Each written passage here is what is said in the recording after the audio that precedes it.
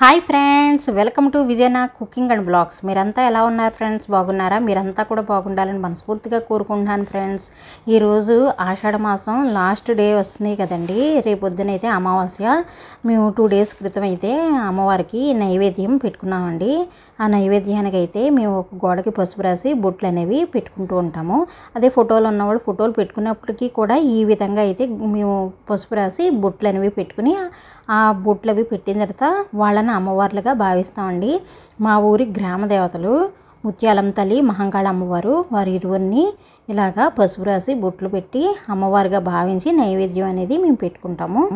ఈ ఆషాఢ మాసంలో అమ్మవారికి ఎక్కువగా ఉత్సవాలు కానీ అలాగే అమ్మవారికి చాలామంది ప్రతి ఇంటా కూడా నైవేద్యాలు పెట్టుకుంటూ ఉంటారండి.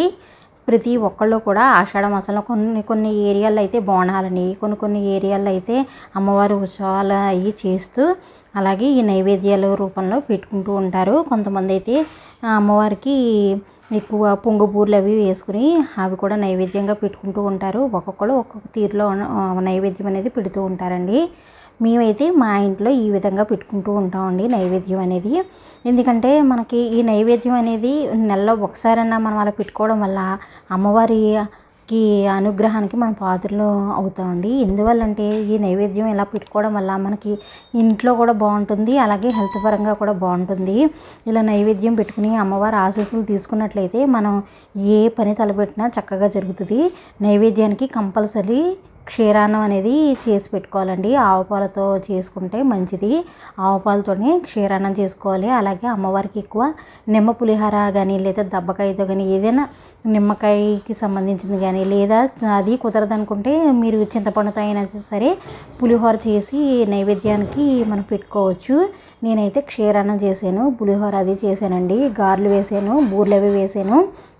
ఇవన్నీ కూడా మీకు వీడియో రూపంలో తీసి పెడదామంటే నాకు లెంత్ వీడియో అయిపోతుంది కనుక నేను షార్ట్కట్లోనే మీకు చూపిస్తున్నాను. ఇవి పొంగు బూరెలు అండి. ఇవి మనం మినపపిండిలోనే కొంచెం వరిపిండి అది కలిపిన తర్వాత కొంచెం బెల్లం వేసి ఇలా పొంగు బూరెల కింద వేస్తాము. ఈ పొంగు బూరెల్ని అమ్మవారికి కంపల్సరీ పెడతారండి. అలాగే గారెలు అవి కూడా వేసి అవి కూడా పెడతారు. కొంతమంది అయితే ఈ పొంగు బూరెలో ఎక్కువ స్వీట్ తినేవాళ్ళు ఎక్కువ వేసుకుని స్వీట్ అవి కూడా బూరెలు కింద ప్రిపేర్ చేసి పెట్టుకుంటారు. కొంతమంది అయితే పూర్ణం బూరెలు కూడా పెట్టుకుంటారండి. మెయిన్ అయితే ఈ పొంగు బూరెల కింద ఇవి వేస్తారు. వేసి నైవేద్యంగా పెడుతూ ఉంటారండి. మీ సైడ్ మీరు ఎలా పెడతారు అమ్మవారికి నైవేద్యంగా అనేది కామెంట్ సెక్షన్లో నాకు తెలియజేయండి ఫ్రెండ్స్. ఇదిగోండి చలివిడి వడపప్పు కంపల్సరీ అమ్మవారికి పెట్టాలండి. ఎందుకంటే కడుపు చలవ అంటారు కదా. చలివిడి వడపప్పు పెట్టడం వల్ల మన కడుపు కూడా అలాగా చక్కగా చూస్తుంది, చలవ మనకి మంచి జరుగుతుంది అని చెప్పి అంటారు. ఇంట్లో కూడా మంచిగా ఉంటుందని చెప్పి కంపల్సరీ చలివిడి వడపప్పు పెట్టమంటారు. అలాగే పిల్లలు ఉన్న వాళ్ళు కూడా కంపల్సరీ చలివిడి వడపప్పు, పానకం ఇవన్నీ కూడా నెలలో ఒకసారో 2 సార్లు అలా పెట్టుకుంటూ ఉంటే అమ్మవారికి చాలా మంచిదండి. పిల్లలకు కూడా హెల్త్ అది బాగుంటుంది. వాళ్ళు ఆరోగ్యంగా చక్కగా తిరిగితేనే కదా మనం కూడా హాయిగా ఉండగలుగుతాము. హెల్తీగా ఉండగలిగితేనే కదా పిల్లలు మనం కూడా నవ్వుతూ తులుతూ ఇంట్లో వాళ్ళు కూడా ఉండగలుగుతారు. ఇదిగోండి ఈ పులిహార అయితే నేను దబ్బకాయతో చేశాను, దబ్బ పులిహార చేశాను. అమ్మవారికి ఏం పెట్టినా సరే ఎక్కువ పెట్టాలండి. రైస్ అయినా ఏవైనా సరే ఎక్కువ క్వాంటిటీలో ఉండేటట్లుగా చూసుకుని మనం పెట్టాలి, నిండుగా పెట్టాలండి.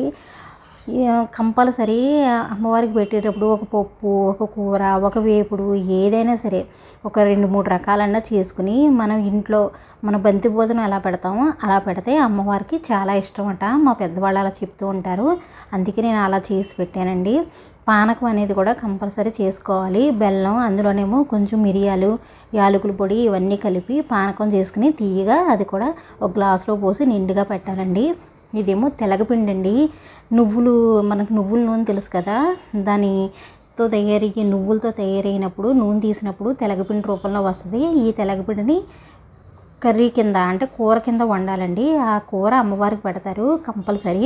చాలా ఇష్టం అట అమ్మవారికి, గ్రామ దేవతలకి కంపల్సరీ ఈ తెలగపిండి కూర అనేది పెడతారండి. ఇదిగోండి పెరుగు, పప్పు మనం ఏదైతే వండుకున్నామో అవన్నీ కూడా అమ్మవారికి వడ్డించాలి విస్తరలో.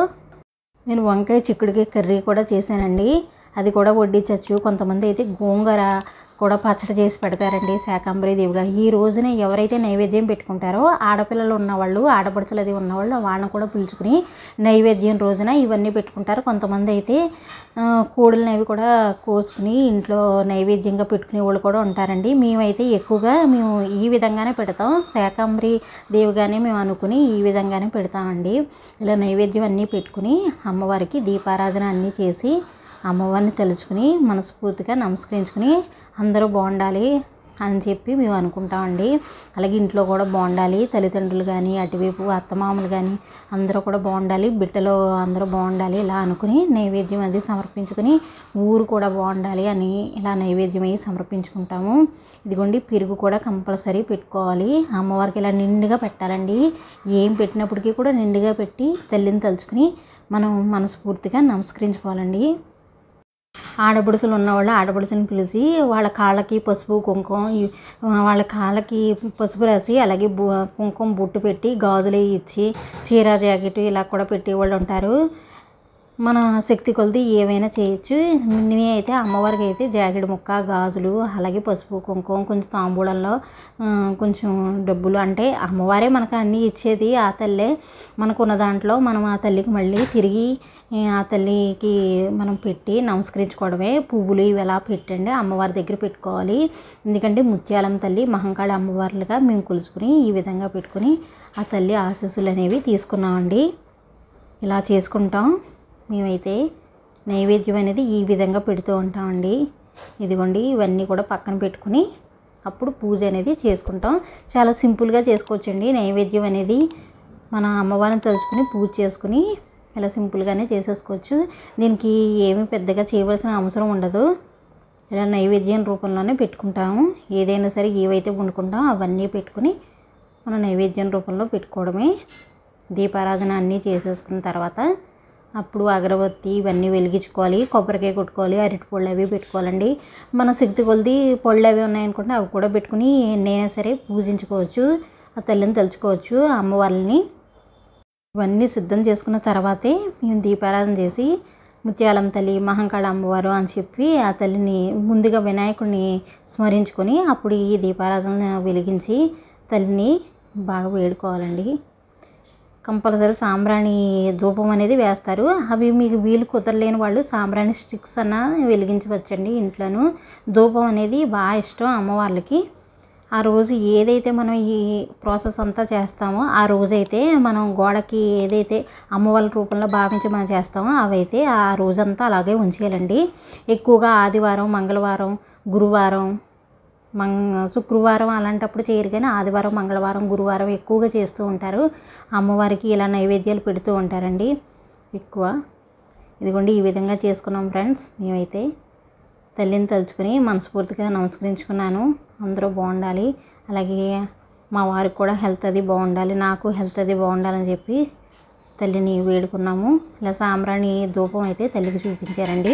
ఇలా చేయడం వల్ల ఇల్లు కూడా మనకి చాలా పాజిటివ్ ఎనర్జీతో ఉంటుంది. ఆ రోజంతా కూడా చాలా మనసు అది పీస్ఫుల్గా ఉంటుంది, చాలా హ్యాపీగా అనిపిస్తుందండి.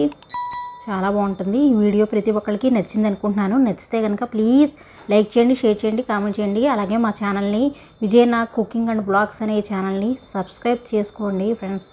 అలాగే మీ ఫ్రెండ్స్కి మా వీడియోస్ని షేర్ చేస్తూ ఉండండి. ఈ మధ్యకాలంలోనూ ఒక 2 days నుంచి అయితే షార్ట్ వీడియోస్ కూడా నేను అప్లోడ్ చేస్తున్నానండి. అవి కూడా చూడండి ఫ్రెండ్స్. తర్వాత అమ్మవార్లకి అన్నీ పెట్టి మనం మనస్ఫూర్తిగా నమస్కరించుకున్న తర్వాత హారతి ఇచ్చుకోవాలండి. హారతి ఇచ్చుకుని మనం ఇవన్నీ చేసిన తర్వాత తలుపు వేసి ఒక 10 నిమిషాలు అయిన తర్వాత అప్పుడు రావాలి. Thank you friends.